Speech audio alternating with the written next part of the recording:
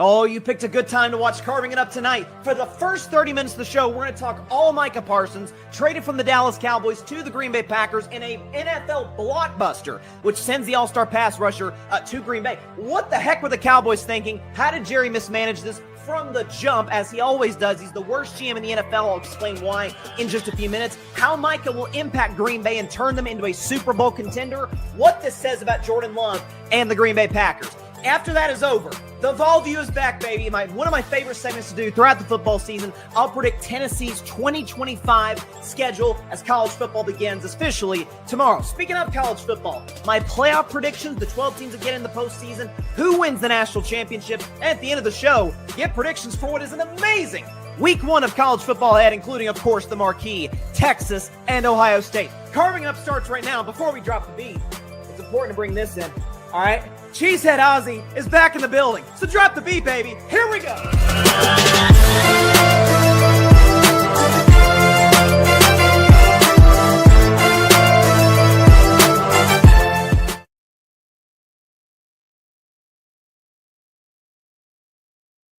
Go back, go. Muted there for a second. I think we're back.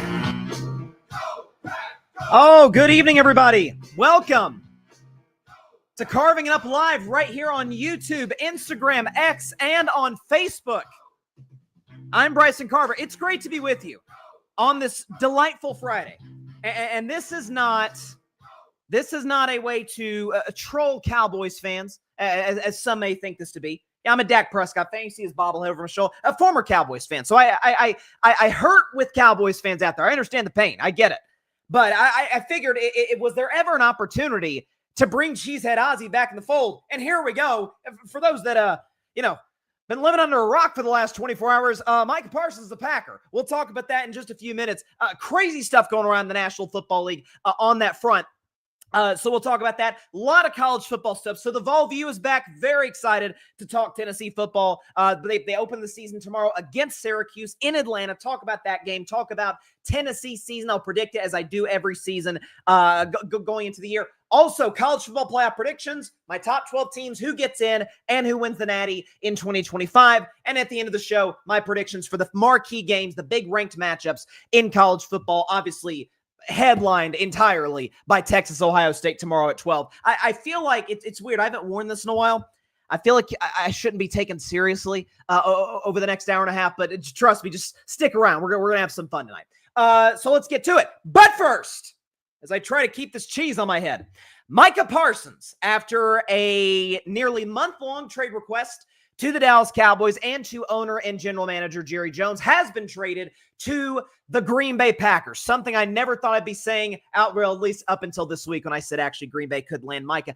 We can show you the trade details right here. So there you go. Packers get Micah Parsons. The Cowboys get Kenny Clark, defensive tackle, who is a 3-time Pro Bowler, although he is coming off of the worst season of his career. They also get a 2026 first rounder and a 2027 first rounder as well.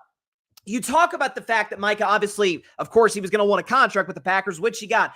4 years, $188 million. 136 of that is guaranteed. $47 million a year. That is the most of any non-quarterback in NFL history.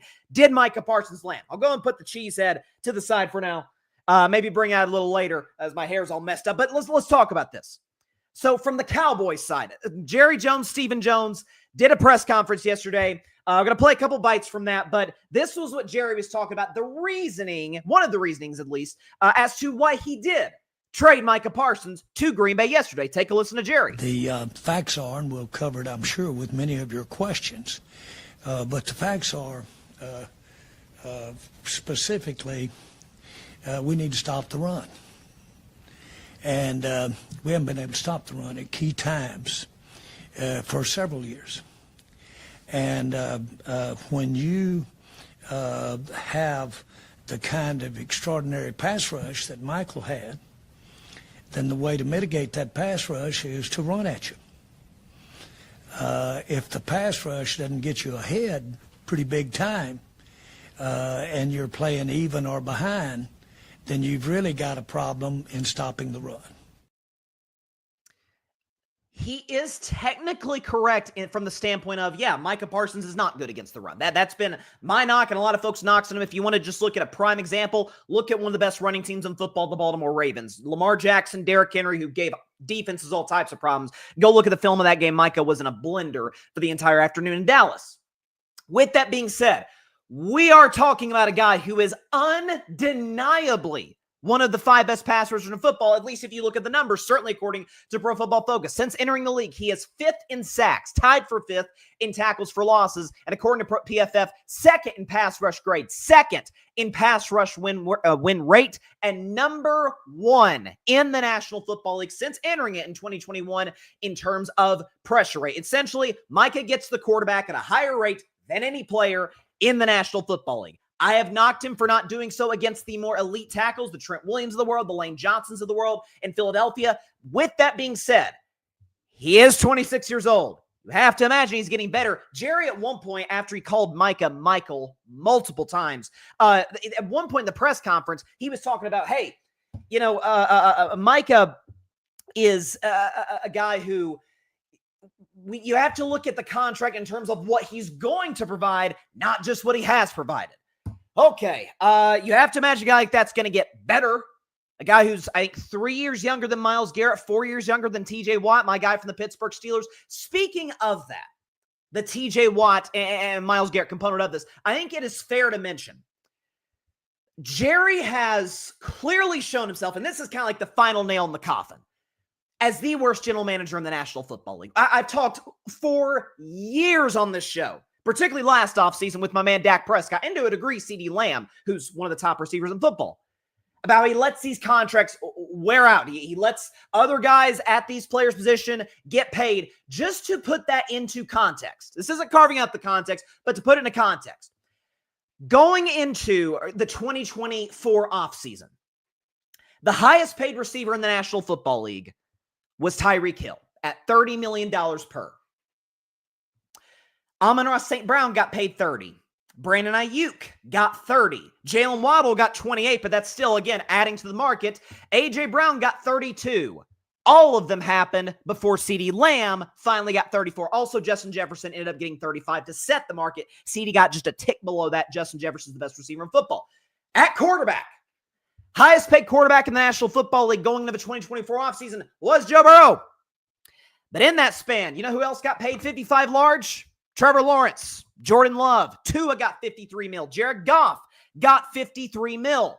These guys got the bag until at the last minute, the 11th hour, hours before the Cowboys' first game against the Cleveland Browns, Dak Prescott gets a contract that pays him $60 million a year, the largest contract in NFL history.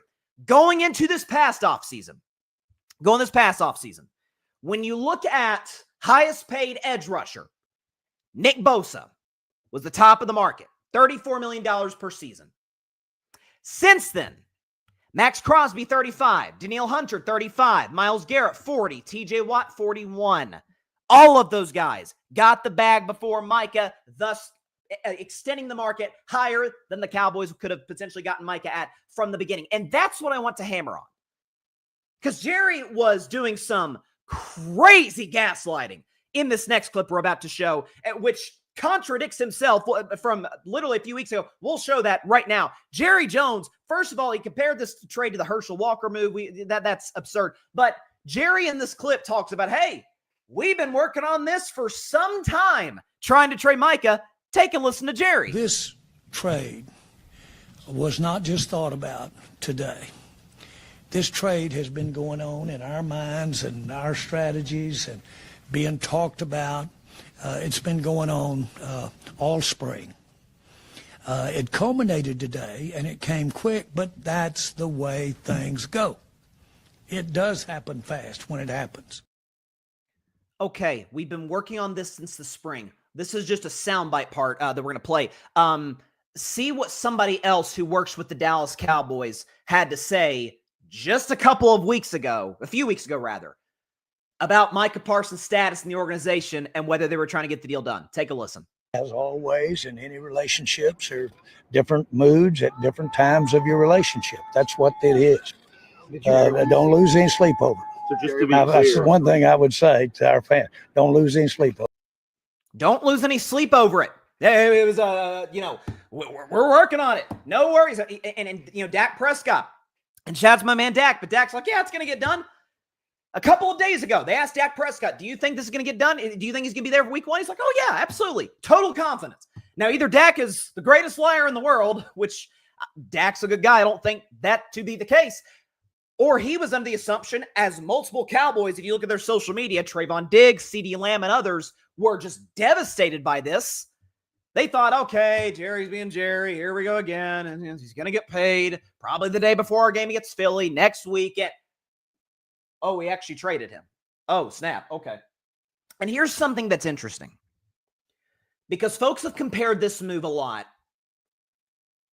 Cross sport, but same city, same year, by the way. The Dallas sports fans have just had it rough for the last hour. My man Tyler Reddington at the Grid Network, who's a Cowboys and a Mavs fan, it's just gone through hell this year. I guess he got Paige Beckers and Cooper Flagg, so it wasn't all bad. But back in February, obviously, remember the most shocking trade in NBA history, at least by the way I saw it. Luka Doncic getting traded to the Los Angeles Lakers, and then 6 months later, Micah Parsons trades to the Green Bay Packers. Folks have debated what's worse. Luka, to me, is clearly worse from the standpoint, Micah did not want to leave. Luka was devastated on leaving. You saw Micah Parsons at his house on social media. He's jumping up and down. He's high-fiving. He gets to retire his mother. That was a really touching moment that you saw at Micah's crib. But Luka was crushed to leave Dallas. Micah was not. And by the way, the compensation that the Mavs got was a joke for Luka. It was not for the Cowboys. Kenny Clark is coming off his worst season. Kenny Clark's a good interior defensive lineman. 2 first-round picks. You mean to tell me the Dallas Cowboys have 4 first-round picks over the next 2 years? Man, they're going to rebuild this thing. Oh, that's right. They had the worst general manager in the National Football League in Jerry Jones, and the last 3 drafts would evidence that, not including 2025 because we haven't seen how those players play out. Let's look at the last few drafts, 2022 to 2024. I'm not going to read all the names on here, but here's 2022. Not a terrible draft. Actually, not a bad draft. Tyler Smith's panned out. Jalen Tolbert isn't very good. Jake Ferguson's a good tight end. The Cowboys paid him. Deron Bland, remember he broke the pick 6 record a couple of years ago. Not a terrible draft in 2022 by any stretch. There was some Sam Williams hasn't panned out. There's some other guys who haven't been what Cowboys fans had hoped.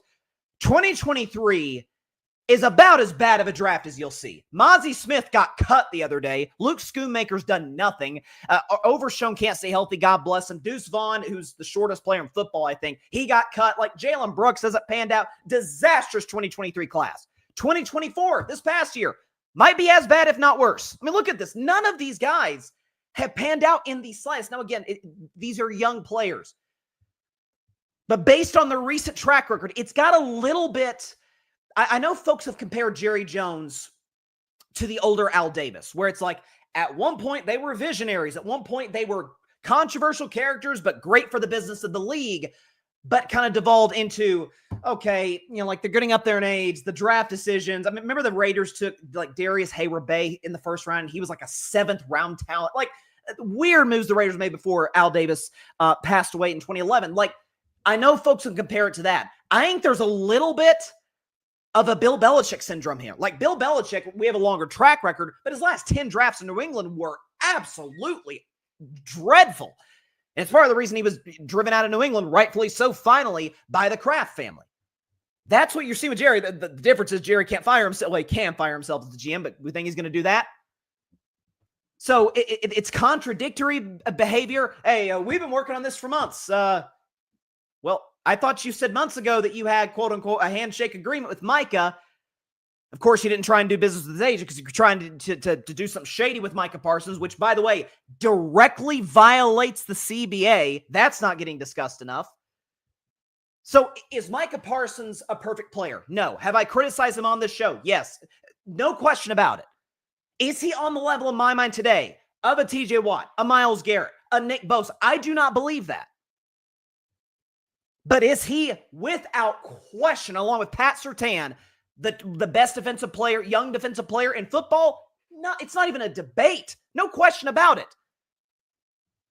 And Jerry Jones, if this was his intent to move Micah Parsons, why not do it earlier? So A, the draft picks you get in return can help you this year, and you're not just punting on 2025. I mean, Jerry said in the presser that, hey, we're going to use this as an opportunity. We might use these picks to get us a player who can help us win now this year. No, you're not.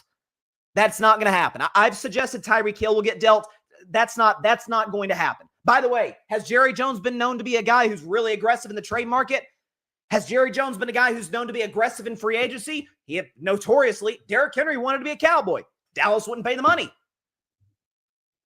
So a lot of this does boil down to, and I think there's an element of when Dak Prescott, I think Dak Prescott might have actually been the nail in the coffin to a certain degree indirectly. When Dak Prescott and his agent Todd France got that deal done last year, after all the back and forth, and Jerry kind of take passive-aggressive shots at Dak and vice versa, and it's like, man, Dak's going to leave. And then they get the deal done. Dak becomes the highest-paid player in NFL history in terms of AAV. I bet you when the next day and the ensuing weeks, especially after Dak kind of struggled last year, it's like, boy, Dak took Jerry to the cleaners. By the way, again, just like he did in 2021. I could see Jerry Jones with a player of the temperament of Micah Parsons who doesn't take any BS from anybody, and who Lil Wayne on national television, who knows Micah Parsons, actually revealed on TV on First Things First that, Micah told me him and Jerry weren't that tight. With us now knowing that, I could see Jerry looking at that and saying, that ain't happening again. I'm the deal maker. I'm a maverick. Right? I'm in the midst still of watching this Jerry Jones documentary on Netflix. It's really well produced. But you see that. It's like, man, this guy was a deal maker. This guy was, and he still wants to get to that. He still wants to convince himself that he is still that guy. He obviously is not. He's trying to convince himself that he is. Hey, this could be the Herschel Walker 2.0. No, it isn't. It could be if the Cowboys had a well-run front office, but unfortunately, as we see by recent drafts, flunks in free agency, how they've handled star players' contracts, they're not. I could use this as an opportunity to beg Dak Prescott to leave Dallas, to request a trade after the season is over. Hopefully that happens. Dak, Pittsburgh would love you. But more than anything, this is a big, fat middle finger to the Dallas Cowboys fan base. We're not just going to trade Micah. We are going to make this as ugly as we can possibly make it, do shady business with the guy, divide the locker room, then move him. Before the season, by the way, as opposed to doing it before the draft, when the draft said draft picks could have helped you this year, as Jerry Jones seems to be implying and even saying multiple times the presser, we're trying to win this year. We believe that we can what? You're a 9-8 team at best. Your offense will be productive. Dak Prescott, I've said multiple times, when he's healthy, he's a top 10 quarterback in the league. Easy. CeeDee Lamb's an amazing receiver. George Pickens, a head case to say the very least. I say that as a Steelers fan, but he'll be a good number 2. He'll put up a lot of points. You will be a poor man's version of the Cincinnati Bengals. Dak isn't Burrow. CD isn't quite Jamar Chase. Both defenses are dreadful. At least the Bengals will at least have Trey Hendrickson. It's a mess, and this is the nail in the coffin in the Jerry is the worst GM in football, and the cruel twist of fate for Dallas is they can't get rid of Jerry. There's not an owner to fire Jerry because Jerry is the owner, as we all know. Now let's talk about the Packers, because that to me is just as fascinating. Because we've followed up the Micah Cowboys thing has been playing itself out over the last month. For Green Bay.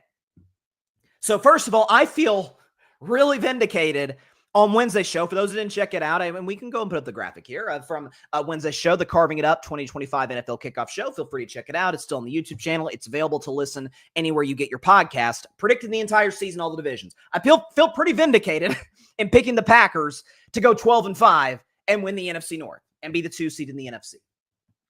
So what isn't getting discussed enough?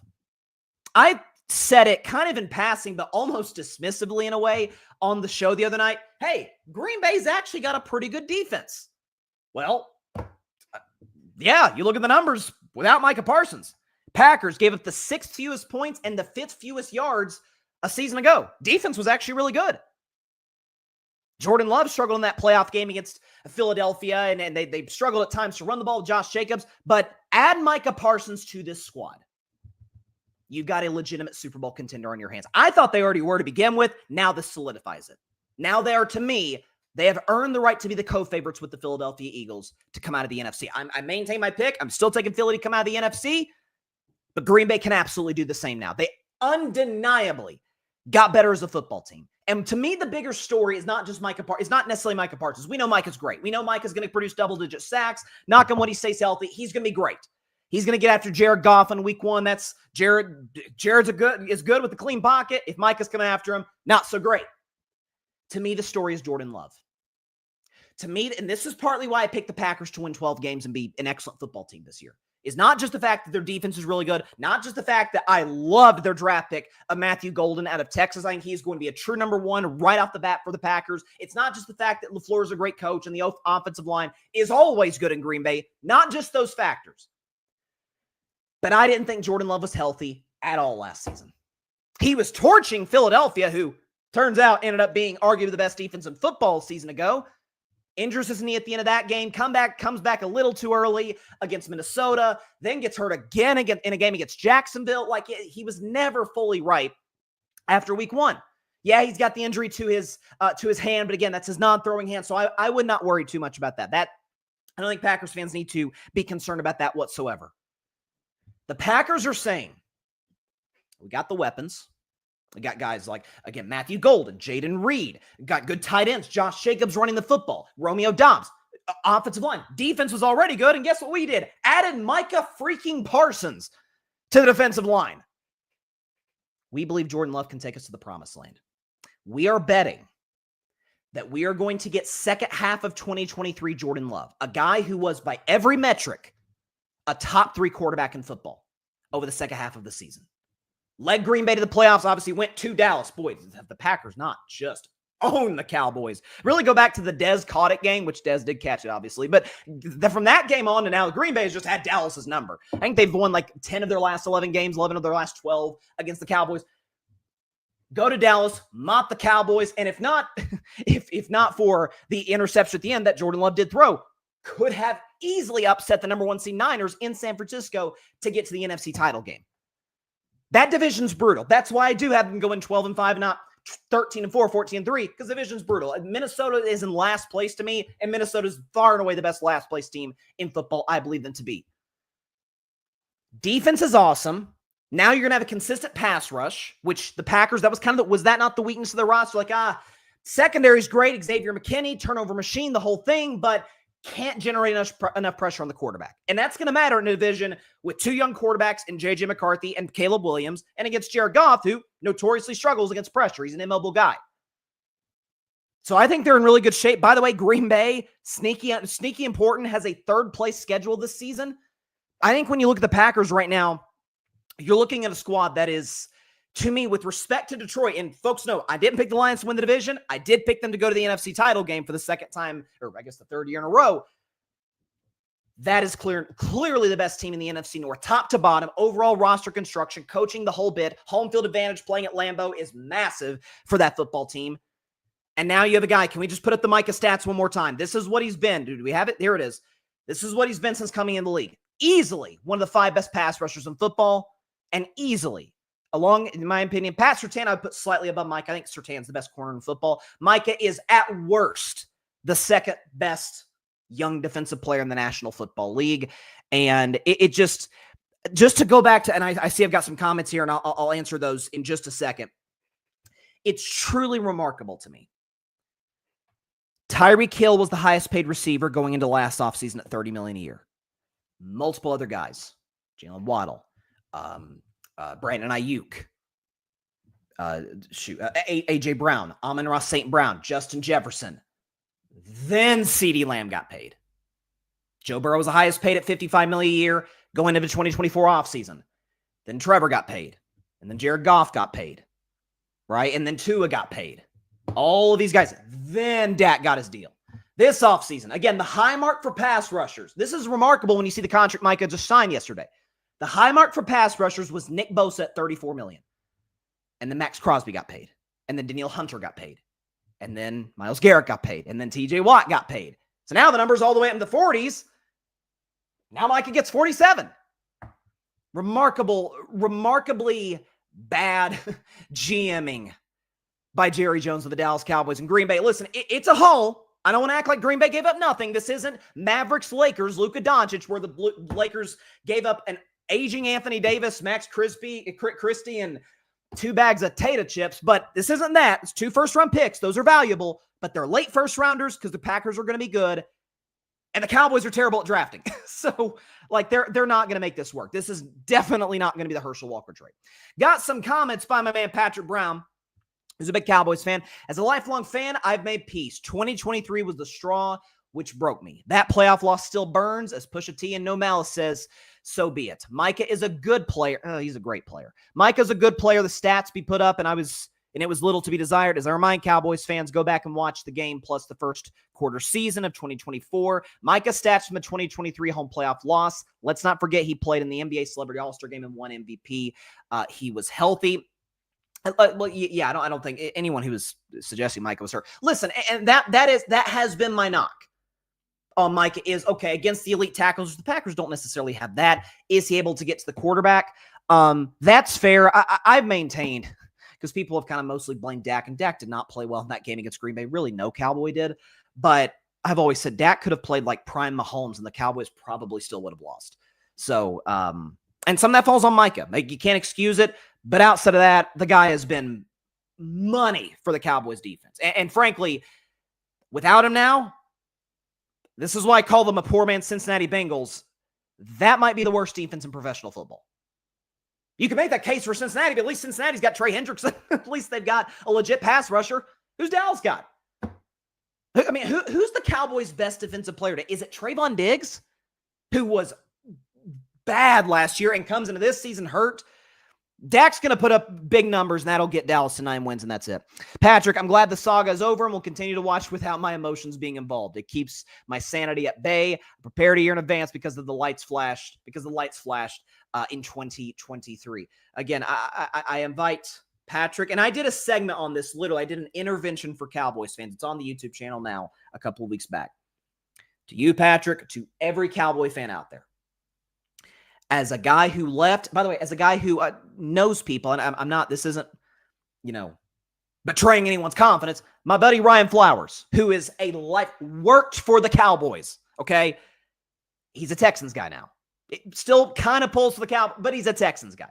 Barry Grant Jr., who just goes back and forth at Jets, Cowboys, whatever. Back to the Jets. That's bad. You go from Cowboys to Jets, it's like, die in the electric chair by firing squad. Like, what are we doing? Like, it's bad all the way around. But unless you're my buddies, the Cowboys Cam fam, and shout out to them. Listen, it's brutal stuff they're going through right now as Cowboys fans. Unless you're pretty much trapped as a Cowboys show, join anybody. Man, come over to Pittsburgh. It's going to be a rough 2025 as a Steelers fan. It's going to be a rough 2025. But in general, winning culture, right? Be a Ravens fan. I don't like the Ravens, but I got respect for them. Be a Ravens fan. Rams. Be a little bandwagon-y to go to Chiefs or Eagles, but feel free. I'd defend you. I'd defend you. I would. After the crap you've gone through as a Cowboys fan, be a Washington fan. Stay in division. Do what you got to do. Be a Texans fan like my buddy Ryan. Stay in state if you're a native Texan. So it's remarkable how much they buggle this. It really is. But again, I do have to take us to break as Cheesehead Ozzy once more. It's great to bring this back. And shout out to my sister, who's a diehard Packers fan. It's funny. Quick story, and then we'll go to break, and then we'll do Vol View and a lot of college football stuff. I was literally in my second class at school yesterday. And, my phone in my pocket, I get a lot, I have a lot of, alerts, from Twitter and from reporters, just to make sure I'm staying on top of the news and sports, and obviously text and stuff. So my phone goes off a few times a class. It's on silent. Don't worry, it's on silent. But I can feel it in my pocket over and over.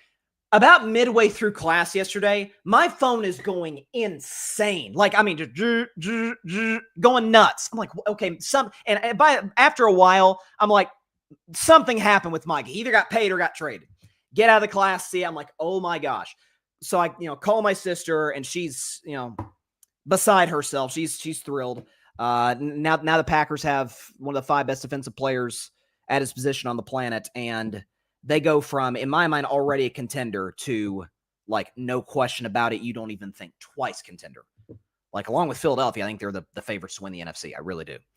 So we'll come back in just a minute on Carving Up Live. But when we come back, the Vol View returns, season 3, baby. There's a lot of folks, and I'm not comfortable with this, and I don't appreciate it, to be frank, that are down on Tennessee football going into 2025. I'm here to tell you, better than you think. Come back and explain why, and do another segment of the Vol View in just 1 minute on Carving Up Live. Cheesehead Ozzy.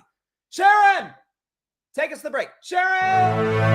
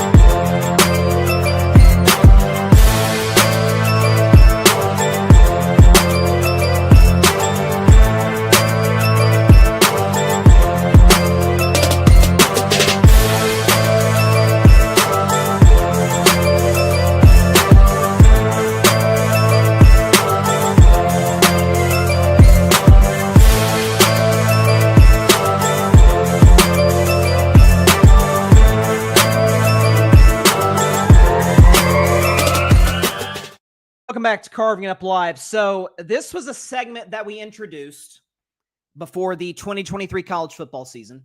Something I had thought about. I talked to my buddy, shouts again to Barry Grant Jr. about this, about somehow incorporating my love for Tennessee football and for all Tennessee sports into a segment, into segment form. So we got to talk about how we wanted to do it. And as far as the name of the segment, I went back and forth. At one point in my head, I came up with the Volunteer Viewpoint. That was going to be the name of the segment. And I suggest the idea to my mom, who's basically a de facto executive producer on the show. And she said, yeah, no, that doesn't flow well at all. The Vol View works better. I was like, I don't know. Like I wasn't in love with it at first. And then after a while, I was like, okay, yeah, it sticks. Yeah, moms are usually right about things such as that, or things in general. So shout out to Mom. That this is kind of her segment in many ways, because she came up with the name and convinced me that Volunteer Viewpoint was rubbish and was not good. So college football, it's technically back. I mean, we had some games last night, Nebraska and Cincinnati, Dylan Raiola playing in front of his idol, Mahomes, and Boise State got mopped by USF last night. Yikes. That was a team folks thought could be like the last team, the group of 5 team in the college football playoff. And I'll give my playoff predictions, by the way, a little bit later. There's been some fun stuff. Colorado opens their season tonight against Georgia Tech. That'll be fun. Baylor, Auburn. There's some nice sort of like appetizer games to get us into the season. But one of the games tomorrow happens to unfortunately be at the same time as Texas, Ohio State. I'll have to do a split screen tomorrow at noon. Tennessee, Syracuse. My Vols open up their season against the Syracuse Orange and begin a new 2025 campaign after a little bit of a tumultuous offseason. So the Vol View starts right now.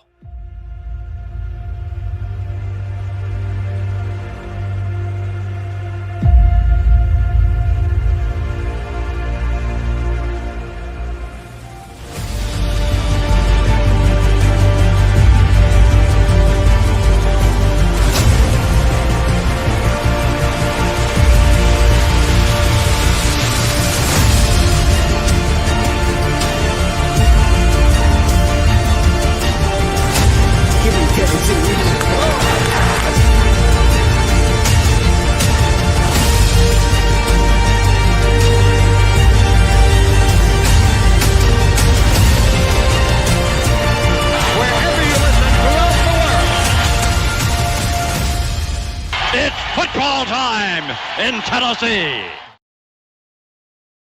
If you're a Vols fan, the voice of the late, great John Ward never fails to give you goosebumps. It is indeed football time in Tennessee, although the season technically kicks off for my Vols in Atlanta tomorrow at the Mercedes-Benz Stadium against the Syracuse Orange. So, listen, as far as this game, Tennessee is a 13.5-point favorite to beat Syracuse, who obviously had an excellent season last year. Kyle McCord was their quarterback, now in the practice squad in Philadelphia. They decimated or destroyed Miami season with number 1 pick Cam Ward by beating them the last game, which basically cleared the way for Clemson to be able to win the ACC title, get into the college football playoff, the whole bit. So crazy stuff. So Syracuse is coming off of an excellent 2024 campaign.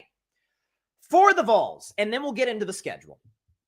It's safe to say a topsy-turvy offseason. So you go to the playoff in 2024, you go 10-2, which was my exact prediction to a T. I literally said 10-2 in the college football playoff, and that's exactly what my Vols were able to accomplish a season ago. Go to Ohio State, and the season came apart in Columbus. The Buckeyes went on to win the national championship. So can't feel too bad. Ohio State was the best team in the sport last year, particularly in the playoff.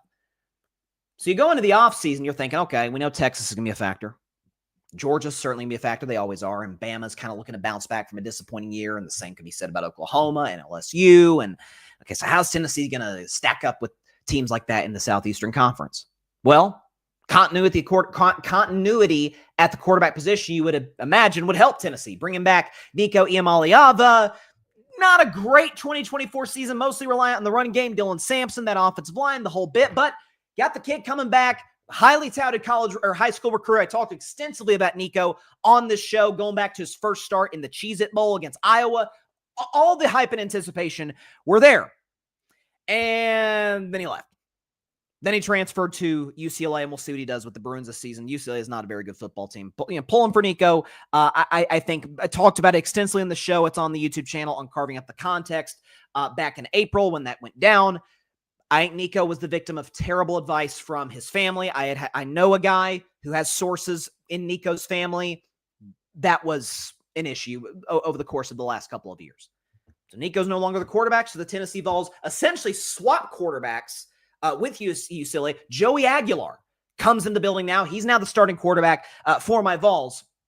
Again, what you got to know about this kid, little bit turnover prone, and certainly doesn't bring the upside of the table that Nico does. But if I know anything about transfer quarterbacks under Josh Heupel, they tend to work. Joe Milton was fine. Cowboys fans don't feel that way. But Hendon Hooker. Remember, there was not a lot of buzz when Hendon Hooker would transfer from Virginia Tech to Tennessee. And if not for a ACL tear against South Carolina, he goes to New York as a Heisman finalist. Back in 2022, a season in which Tennessee was at one point the number 1 team in the country.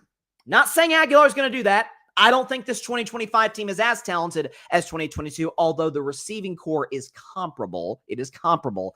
So let's look at Tennessee's schedule. Let's go and do we have it up here? Let's go and put this up here. So this is Tennessee's 2025 slate. So they open with Syracuse in Atlanta. Again, Tennessee's a 13.5-point favorite. Syracuse lost multiple starters, including their starting quarterback, Kyle McCord. So I'll actually just go and put the final score for this game in the graphic we have. I think Tennessee's going to take care of business. The offense will be clicking 38-17 against the Orange. They do cover the 13.5-point spread. That's the only exact score prediction just because the game is being played tomorrow. So Tennessee is able to take care of Syracuse.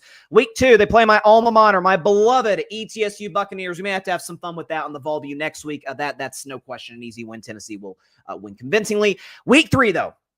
An early season matchup against the Georgia Bulldogs. Tennessee has not beaten Georgia since 2016 and the famous Dobnail boot, at least as we call it in the great state of Tennessee, the Josh Dobbs to Juwan Jennings Hail Mary. Ever since then, Georgia has won every single matchup against the Vols. I believe this year will be no differently, unfortunately. And listen, Tennessee's able to beat Georgia, then this team's much better than I anticipated it would be because, spoiler alert, I do believe Georgia is a college football playoff team because it's Kirby Smart. It's a 12-team playoff.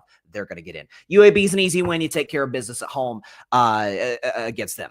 Then you go to Mississippi State, a team whose opening schedule is not a murderer's row. Generally speaking, now they do play at Arizona State, so that's tough. But you go to Southern Miss, Alcorn State, Northern Illinois. Listen, Mississippi State could easily go in this game 3-1, kind of feeling good about themselves. That's a tough place to go play in Starkville, the Cowbells, the whole bit. But Tennessee's a significantly better football team than Mississippi State, who's on a complete rebuild right now, and they get the W. And so they go into the bye 4-1. Come home week 7 and play an Arkansas team that was one of the 3 teams last year that did beat Tennessee. It was Arkansas, Georgia, and Ohio State. It's kind of like the famous meme you ever seen with the Dragons where they're all kind of looking at each other, and then there's the one that doesn't look like he belongs in the group. That's how it looks for Tennessee's schedule last year. If not for the loss to Arkansas, I think they're in the SEC championship game. This game is at Neyland Stadium. Revenge is on the Vols' minds. They get the job done and beat the Razorbacks. That now puts the Vols at 5-1 going into the third Saturday in October at the Alabama Crimson Tide. As much as it would give me just pure joy to beat Alabama in Tuscaloosa, which would at that point mean Tennessee would have beaten Alabama 3 out of 4 times in the last 4 games after a 15-game losing streak prior to that, would love it. Wouldn't smoke a cigar. I'm not going to smoke a cigar, but would be very excited about that. But if you know anything about me when I talk college football, you know that I am a Kalen DeBoer fan through and through. I was devastated after Nick Saban retired, and I was just jubilant. I was like, who's the replacement? Oh, shoot, it's Kalen DeBoer, one of the best coaches in college football. Crap. Down season for Alabama a season ago, especially the losses to Michigan, to Oklahoma. Great programs who had a down season in 2024. Vanderbilt was a brutal loss. Vanderbilt and Oklahoma would not have been bowl eligible were it not for the Alabama Crimson Tide. So revenge on their minds, improved play at the quarterback position. Ryan Williams is a stud at wide receiver. I would love to be wrong on this game. I do believe that Alabama will get the win at home. If the game was in Knoxville, I might have a different opinion on it, but Tennessee loses to Alabama. They then go to Kentucky to take on the Wildcats, a team that Tennessee has owned over the course of their entire football history. Tennessee wins in Lexington. Home game, and I believe this will be their second toughest home game of the season against Oklahoma. Listen, I'll be honest. When it comes to the Sooners, I have questions about the coaching staff and Brent Venables and the whole bit. I'll tell you who I do like. From this Oklahoma squad, because I think they can be a real contender to make some noise in the SEC in 2025. I think the kid they have, if I could forgetting his name, shoot. Gosh darn it. The quarterback, is it, oh my gosh, the Oklahoma quarterback. I'm blanking on him. I'm blanking on Oklahoma's quarterback. That transfer from Washington State. Who is it? John Mateer. Transferring from Washington State. Had a big year. By the way, who was the last quarterback to transfer from Washington State? Cam Ward. Number 1 overall pick in the draft. Not saying that's going to be the case with Mateer.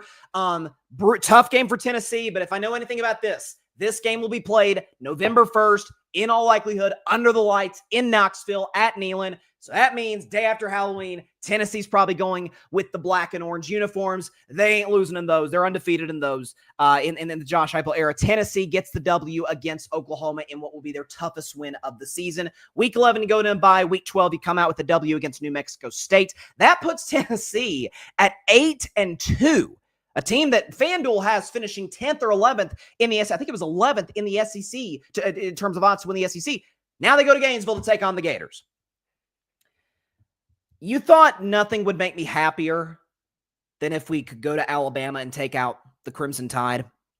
Really would mess up Alabama's entire season and, eliminate them potentially from playoff contention in Tuscaloosa. There is nothing, my friends, nothing that would make me happier than if my beloved Tennessee Volunteers go to Gainesville in the swamp, take on the Gators against DJ Lagway, who's one of the top quarterbacks in college football, and beats Florida. Here's the problem. Here's the issue for my beloved Vols. Tennessee has not beaten Florida in Gainesville. I'm not kidding when I say this. Since I was 3 months old. September 20th, 2003 is the last time that occurred. As much as it just eats at me to say this, and as much as my man Tim Barnard and my other buddy Mike Guido will be delighted, big Florida fans, to hear this. I'm sure they're probably doing the Gator chomp as they watch this now. Florida owns Tennessee when the game is played in Gainesville, so the Vols will lose to the Gators. But, then in week 14, Vanderbilt. A Vanderbilt squad led by a young kid with a lot of confidence and a lot of talent. And Diego Pavia, quarterback of the Vanderbilt Commodores, led Vandy to an upset win over Bama last year. Biggest win in the history of the program. And he said during the offseason, Vanderbilt is going to run the state of Tennessee going forward. I would just about bet you that whoever is running the scoreboard, the Jumbotron at Neyland Stadium, is going to play that clip of Mr. Pavia on that podcast, and Neyland will get kind of loud. So give me the Vols by 50 against Vanderbilt.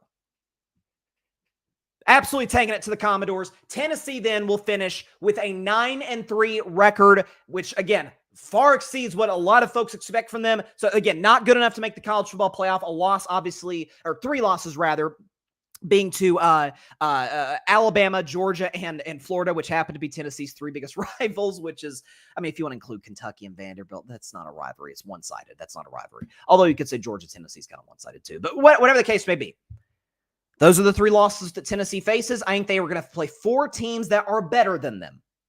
Georgia, Bama, Florida, and Oklahoma. I think they beat Oklahoma in large part just by virtue of being at home, in large part because I don't necessarily trust the coaching staff on the offensive side of the ball at Oklahoma. And the Vols will surprise a lot of people. Josh Heupel will kind of reestablish himself as, yeah, I'm one of the top coaches in college football. Go 9-3. Joey Aguilar has a fine season. Maybe statistically exceeds what Nico Iamaleava did a season ago. And it's not all bad for the Vols. Good recruiting class coming in. Tennessee's always active in the transfer portal. My Vols will go 9-3. So that is it for this week's edition of the Vol View.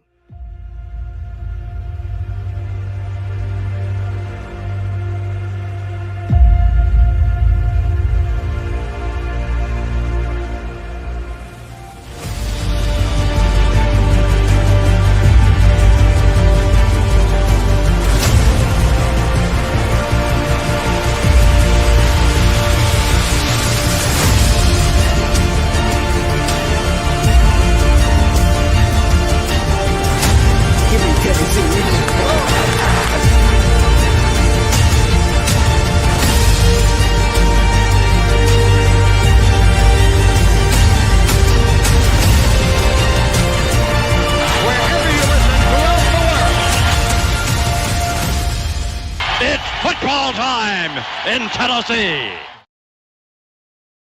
100%. It is so good to be back hearing that segment and hearing the hype video and doing the segment and talking Tennessee football. See, my dad is in the comments on Instagram. He says, really? Do you bleed orange? We hate the Gators around here. You think I despise Florida? I hate Florida. I'm in the minority of Tennessee fans that hates Florida more than I hate Alabama. Because with Alabama, there's like a healthy respect there, particularly when Saban was there. And I love Kalen DeBoer as well. But Saban led the greatest dynasty in the history of the sport. And there's almost an element of, like, yeah, I hate them because they're our rivals. But gosh darn, sustain success for that amount of time. I mean, even Saban's last year, they won the SEC championship. They gave Michigan all they could handle in that Rose Bowl in 2023. And then Saban, kind of rides off the sunset and now is on College Game Day doing a great job. Fighting against players getting NIL money, which I don't appreciate, but Saban's obviously the greatest coach of all time. So there's a healthy respect there. With Florida, ugh. I mean, first of all, their stadium is literally called the Swamp. You like swamps? Unless you're, unless you're from, I guess the bayou, so to speak, which is weird that LSU isn't the Swamp, in my opinion, but whatever the case may be. They're Death Valley, Clemson's Death Valley. That's a big game this weekend. Obviously, the second biggest game of the college football opening weekend. So very, very exciting. I will say also, before I get into my college football playoff predictions, as I was watching that kind of montage of Tennessee, and you see Lee Corso there briefly. He's next to Peyton Manning and next to, obviously, Kirk Herbstreit. Shout out. I'd be remiss if I didn't say big shout out to legend. 89 years of age, Lee Corso. His final College Game Day tomorrow at the Horseshoe, Texas, Ohio State. I think it feels inevitable. He has to pick Ohio State. He has to put on Brutus's mascot head. He has to. This is the first, because that was the first time Lee Corso ever did a headgear pick. He put on the Brutus head, picking the Ohio State Buckeyes. Like, he has to go with Ohio State. So shout out to Lee Corso, the final show of his incredible career on College Game Day. It's not going to feel the same without him. Still the best college football pregame show on national television, but it will not feel the same without Coach. So definitely a salute to Lee Corso on an incredible career. And I think all college football fans everywhere will be cutting onions when he makes that final pick. It will be an emotional moment, and I'm sure it will be on that set as well. So this is the second year of the 12-team playoff in college football. And the seeding has been revised from where it was a year ago, where it was last season. It was, okay, the top 4 seeds are the 4 highest ranked conference champions, right? And then you have obviously the 6 teams after that, or sorry, 7 teams after that, kind of your wild card, so to speak, teams. And then you have the final team in the group of 5 as the 12 seed. They changed the format to where it's just straight seeding. It's top 11 teams and then the group of 5 team. And so, go and reveal it. This is what I think the college football playoff will look like. So from 1 to 12, Penn State Nittany Lions. I think, listen, this is if this was ever a prove-it year for James Franklin, right? Like, can he win the big game? He's 5-20 against top 10 teams of the course of his excellent career coaching at Penn State, and then before that, obviously, at Vanderbilt. Penn State is the second most talented team in college football to Texas. I do think, though, they have an easier schedule than Texas. I do think they go to the Horseshoe in Columbus, Ohio, beat the Buckeyes. They are undefeated. They do win the Big 10, and the Penn State Nittany Lions are number 1. Texas with Arch Manning, I think they're actually, I shouldn't spoil that. Clearly the best team in the SEC. Arch Manning has all the upside, especially people talk about all the Manning name, and there's almost like in football circles, like a regal nature. Peyton Manning, Eli Manning, obviously their father, patriarch Archie Manning, and now it's Arch Manning, who's Cooper's son, and is he going to continue the family legacy? I think he is. I think his ability to throw from the pocket, the arm strength, the accuracy, and the mobility, which is something that neither of his uncles had, Eli or Peyton. So that's something he's going to bring to the table to bring a whole new dynamic to this Texas offense that they certainly did not have with Quinn Ewers. I think Sark is one of the 5 best coaches in college football, bar none. Texas, with a stacked defense, good running game, the whole bit, is going to be at number 2. Listen, I have been as critical as anybody in the media of Dabo Swinney and Clemson. I think the fact that he does not use the transfer portal is absurd. I think it's kind of the detriment of his program. However, the fact that some of his key cogs, his key players at Clemson, haven't transferred, have built continuity at Clemson. The fact that Cade Klubnik, who I think is certainly the most proven quarterback in college football going into his final season at Clemson, he'll be one of the top picks in the 2026 class. I think Clemson is top to bottom loaded. They're always going to have a great defense. That goes without saying. Dabo is a great coach. I've just kind of criticized his recruiting philosophy and how he uses the portal and NIL and the whole bit. Cade Klubnik's one of the top quarterbacks in college football. I think they're going to make a lot of noise this year. I don't think they're necessarily the 3rd best team, but the ACC is pretty weak. And you can see on this 12, I don't have Miami. I do not buy Miami at all. I don't know if Carson Beck's healthy. I think a lot of what happened with the Hurricanes last year, they were elevated by Cam Ward and his greatness to be the number 1 pick in this past draft. So I'm not a believer in the Hurricanes whatsoever. Clemson will be the 3rd team in. Listen, there's an element of, once bitten, twice shy with the Oregon Ducks because I picked them. I was feeling so good about Oregon last year. They were my number 1 team coming into the season, right? Dan Lanning, who's one of the top coaches in college football, and the experience of Dylan Gabriel, and the roster was loaded. And I said they're going to be number 1. They're going to win the Big Ten and win the Natty. And they were undefeated, number 1, won the Big Ten, and then got clocked by Ohio State in the Rose Bowl. That game was over before it started. So listen, I still think Oregon's really talented. Lanning's a great coach. There's a bit of for the guys returning to that team, a little bit of a revenge factor. I think the fact that Dante Moore is their starting quarterback. He was the top recruit in his class. So they do have more upside at that position than they had with Dylan Gabriel. Again, they lost 18 starters from a year ago. I get that. They're losing a lot of experience, but the schedule is not bad. So I think Oregon will be the number 4 team in the country. Notre Dame at number 5, the national champion runner-ups. Marcus Freeman is an outstanding coach. They obviously just played in the Natty. 3 of their first 5 games. This is what's a big thing for Notre Dame. 3 of their first 5 games are against ranked teams, or currently ranked teams. One of them is against Boise State, and I don't think the Broncos will be really ranked by that point. After that, from October 4th on, they do not play another currently ranked team the rest of the season. So they've got CJ Carr as their new quarterback. He's actually the grandson of the great Lloyd Carr, who coached Michigan to the 97 title. Jeremiah Love is a monster at the running back position. Had a big game last year against Indiana and played well throughout the playoff. So I think Notre Dame's going to be 5. Ohio State's going to be 6. Again, you can't lose as many key cogs of that Ohio State Buckeyes team as they did a year ago and not drop slightly. Although, ironically, they were the number 8 team coming into the playoff. This case would actually be an upgrade. They, of course, went on to beat Tennessee and Oregon and then Texas and then Notre Dame to win the Natty. But a new quarterback coming in Julian Sayin. So, again, a kid, what's he going to bring to the table? We don't really have a lot of film on him. So, by the way, throwing into the fire against the number 1 team in the country, Texas, like there's about as much pressure on him from a production standpoint as there is on Arch Manning. So that's going to be fun to watch. But listen, Jeremiah Smith is as physically gifted as any wide receiver that has ever come out of an NFL draft, which he will in 2027. He's still got another year after this year of playing college football. The kid's awesome. He had a very quiet semifinal game against Texas last year. I do not anticipate that that's going to continue tomorrow at the Horseshoe, especially, obviously at home. So listen, Ryan Day got the monkey off his back. I was very critical of him after that loss to Michigan. Monkey's off his back. He's a national champion. Ohio State's always going to be talented. They'll be at number 6. The Georgia Bulldogs at number 7. They're the next SEC team into the playoff after Texas. Listen, the weakness of that squad, the weakness of their roster, was wide receiver. So what did they do? Well, they went to the transfer portal. Zachariah Branch from USC. Noah Thomas from A&M. The only thing that holds me back from Georgia into getting into that upper echelon of college football playoff contenders is the quarterback. It's a new offseason, so we'll see what he looks like. Joe Burrow went from, I thought, an okay college quarterback in 2018 to, oh my gosh, he's the runaway Heisman in 2019.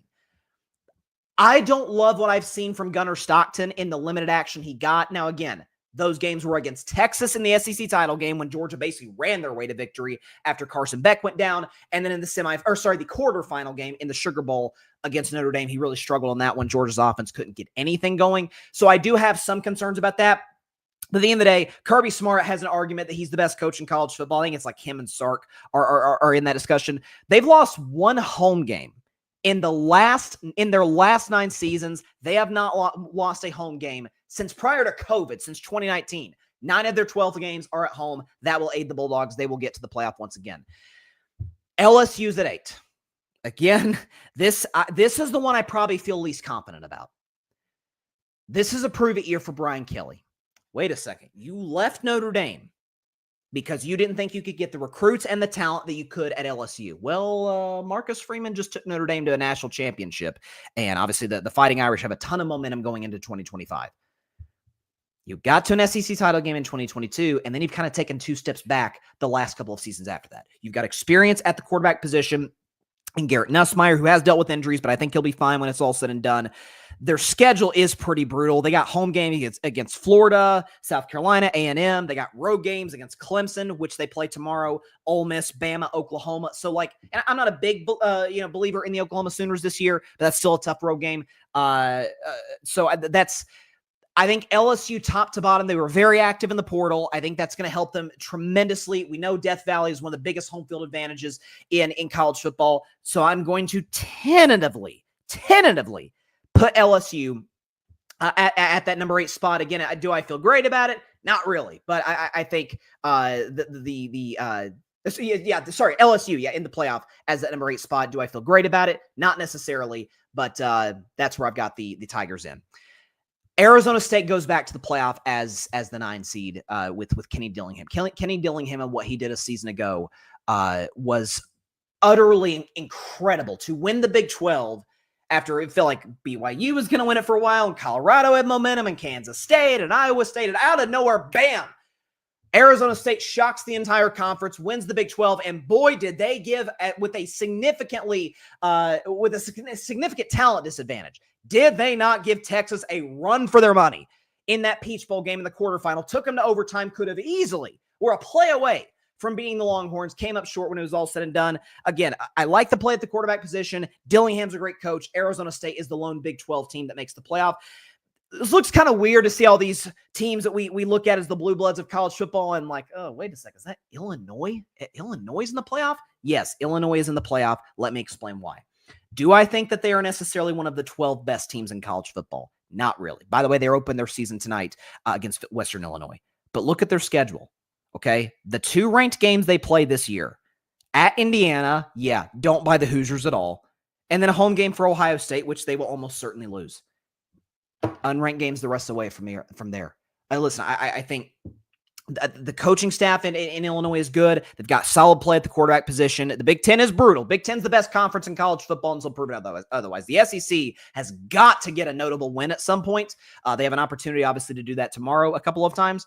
But I think Illinois gets the job done. They're kind of that team. We looked at Indiana last year like they're not one of the 12 best teams. I think that's how a lot of people will justifiably feel about Illinois. But the Fighting Illini will get into the playoff as the 10 seed.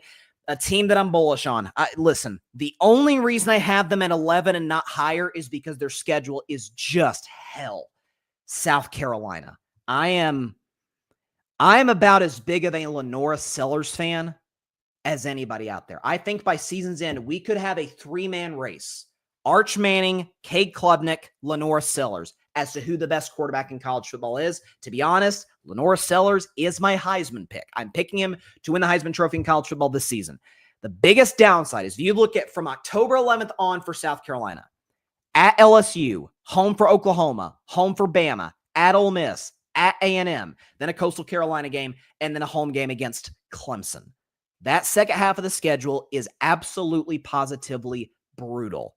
They lost some players on the defensive end, but they still do have Dylan Stewart, who comes off the edge, is one of the top players in college football. And I think Lenora Sellers is a superstar and will win the Heisman Trophy. I think he's the best quarterback in the Southeastern Conference with respect to guys like Garrett Nussmeier and Arch Manning and hopefully Joey Aguilar by season's end, DJ Lagway. I think Sellers is fantastic. And their resume, because they play so many ranked teams, and they'll win a number of them, their resume will be just enough to eke them in. I think the tiebreaker will be South Carolina, Alabama. They will beat Alabama, and they will go to the college football playoff as the 11 seed. And then Memphis is the group of 5 team at 12. Again, Memphis did finish last year 11-2, ranked in the top 25, especially now with Boise State. It feels like Boise State's kind of done now after that loss to USF. So I think the Memphis Tigers are going to sneak in as the 12 seed. So who is going to win the national championship, you ask? Well, I'm going to roll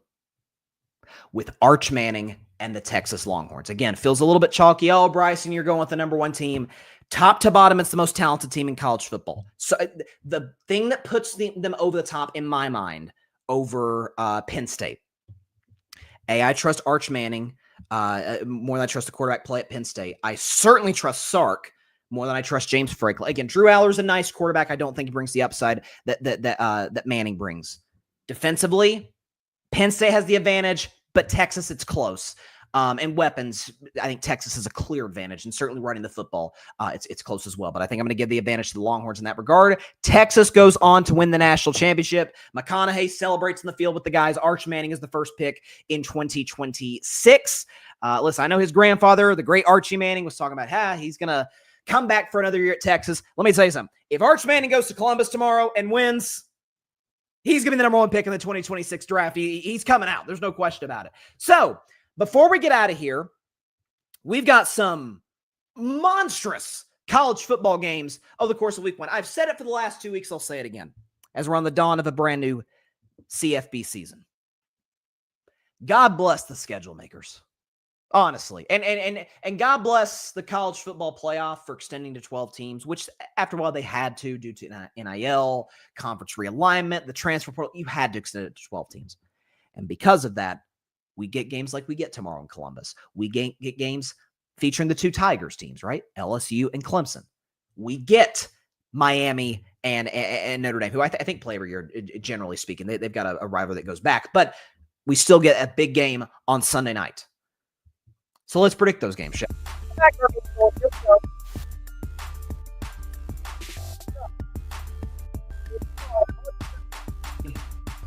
I think they're going to take care of Syracuse, beat the Orange tomorrow and cover the 13.5-point spread. Also, another game between 2 college football blue bloods. I think Alabama is going to take care of business against Florida State, 34-14, and they do take care of the spread as well. So Florida State's not very good. Bama is going to be just on the outside looking in for the college football playoff. The big games we all care about. Let's go in reverse in terms of the interest. Notre Dame, Miami. So I just talked about the Irish. I think they're going to be the 5 seed in the college football playoff. Their schedule from mid-October on is a cakewalk. So I think this is a game that that Marcus Freeman, that group looks at like, okay, if we can just go to Miami, knock off the Hurricanes, a Hurricanes team that, by the way, I don't think is nearly as good as some folks are advertising. It's all, the road's clear for us. We can have one slip up, but we'll make the college football playoff going away at 11-1. Which I think they'll do. CJ Carr will get the job done. A little bit of a low-scoring game. Notre Dame does barely cover -2.5. 23-19 is your final score. The Irish beat the Hurricanes. The big Saturday night game in Death Valley. Not Death Valley in Louisiana, Death Valley in South Carolina. LSU Tigers, Clemson Tigers. Two teams I believe will represent their conferences in the college football playoff. First of all, the quarterback plays excellent. Garrett Nussmeier for LSU, Cade Klubnik for Clemson. So that you bring that to the table. Both defenses are excellent. I'll give the advantage to Clemson in that regard. And then you got Brian Kelly versus Dabo Swinney. So the coaching matchup is excellent as well. The atmosphere is going to be off the charts at Clemson. There's no question about it. I think all three of these games are close. I think it's tight, goes down to the wire. You get a little bit of like a mini shootout in the fourth quarter. I could see this game being like 13-10 going in the fourth quarter, and then both offenses just click in the fourth. But I'm going to go with Clemson to get the job done. LSU in the points. 4.5 is a little bit too much for a team as talented as LSU. So I'll give me LSU plus 4.5, but Clemson to win outright 27-23. That is Clemson's, to me, their second toughest game of the year. I've only got LSU above South Carolina because South Carolina's schedule is brutal. But yes, Clemson gets the job done 27-23, and they beat the LSU Tigers. And then the game we're all looking forward to.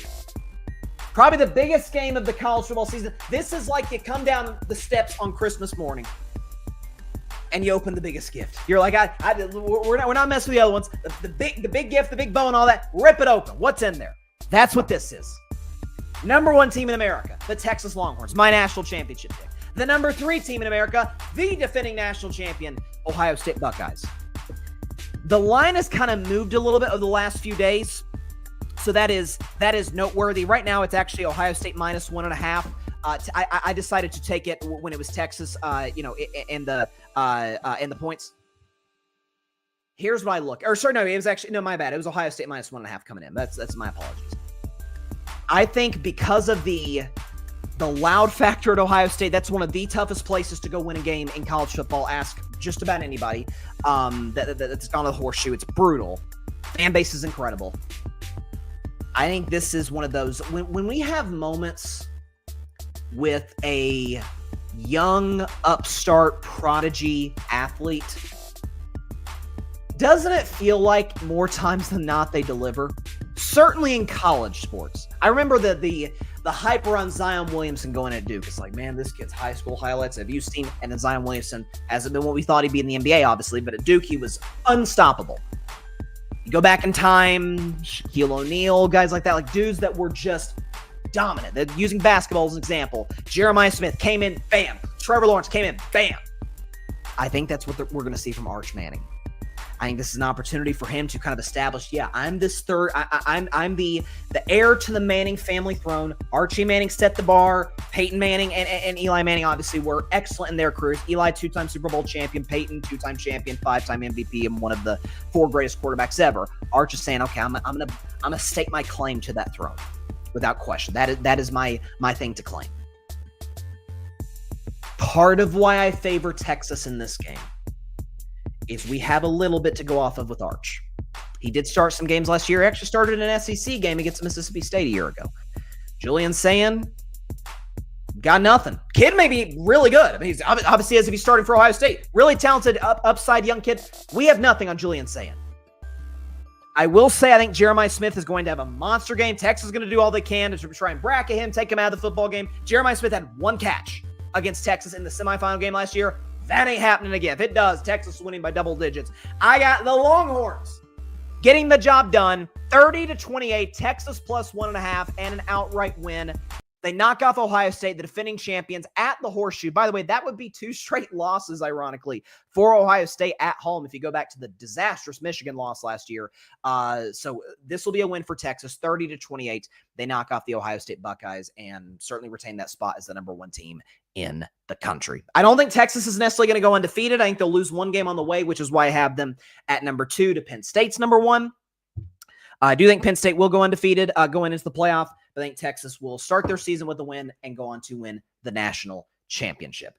With that is all the time I have for today's show. Appreciate everybody stopping by. As always, be sure to catch Carving It Up on Labor Day to talk all college football on Monday night at 6 p.m. Eastern, 3 p.m. Pacific time, right here on YouTube, X, Facebook, and Instagram. Appreciate everybody stopping by. Be sure to go subscribe to the Grid Network. That is GRYD, the Grid Podcast Network, right here on YouTube, as well as any and everywhere that you get your favorite podcast. Of course, all of my social media platforms are down there. You got over here, you got Instagram, you got X right there, TikTok. It's my NFC South video is doing well on TikTok, so that's good. And then the two YouTube channels where my show streams, the Carving It Up YouTube channel, and then right over here, right down there, the Grid Network YouTube channel. So be sure to subscribe to and follow all of the, I would say all the above, but they're below. All the below. The links are down in the description of the YouTube channel. So we greatly appreciate your support as always. Have a great weekend. College football is back. Couldn't be happier. So listen, here's to a great Saturday. I'll see y'all on Monday on Labor Day to react to all things. Have a great extended weekend. Stay safe out there. God bless y'all. Peace out. And happy birthday, Batu.